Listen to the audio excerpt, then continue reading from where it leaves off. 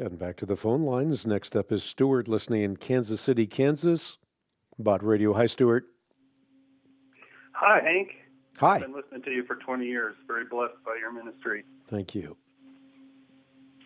Hey, my question is obedience necessary to receive God's blessing? Well, I think so. I think one of the things that's important to realize is what God himself tells us in his word, and that is that obedience is actually better than sacrifice. God does not delight in sacrifice. He doesn't take pleasure in burnt offerings. The sacrifices of God are a broken spirit, a broken and a contrite heart, O God, you will not despise. So you look at a person like David. He was blessed materially. He was blessed in every single way. And yet he sinned in great ways, but God continued to bless him. Why? Because his heart was a heart that longed after God.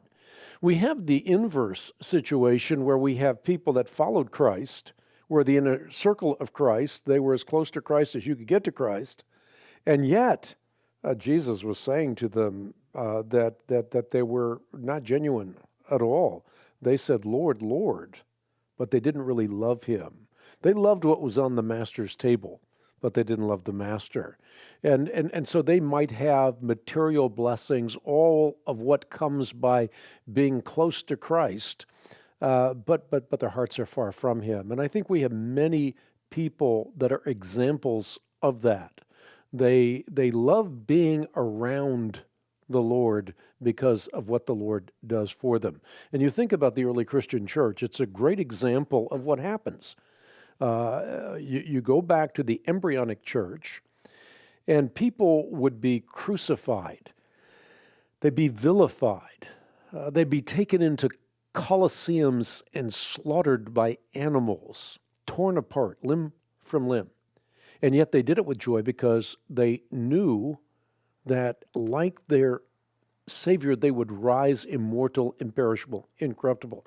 So they counted the things of the world as nothing to them because they were looking at eternal treasure. We had the inverse happen as Christianity began to become popular in the Roman Empire. Once it became the state religion, well, now people started going to church because it was good for business. You could find a pretty wife in church, or a reliable wife in church. You could have all these benefits by being in the community of faith, and so people started coming for all the wrong reasons.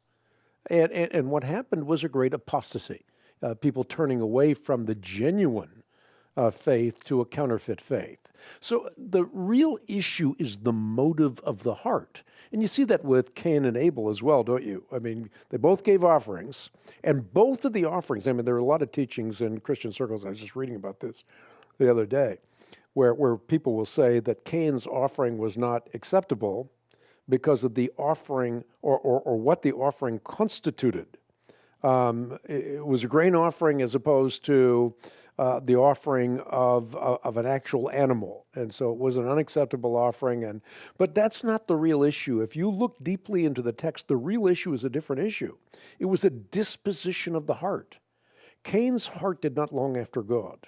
Abel's heart did. And that's why Abel's sacrifice was accepted and Cain's was unacceptable.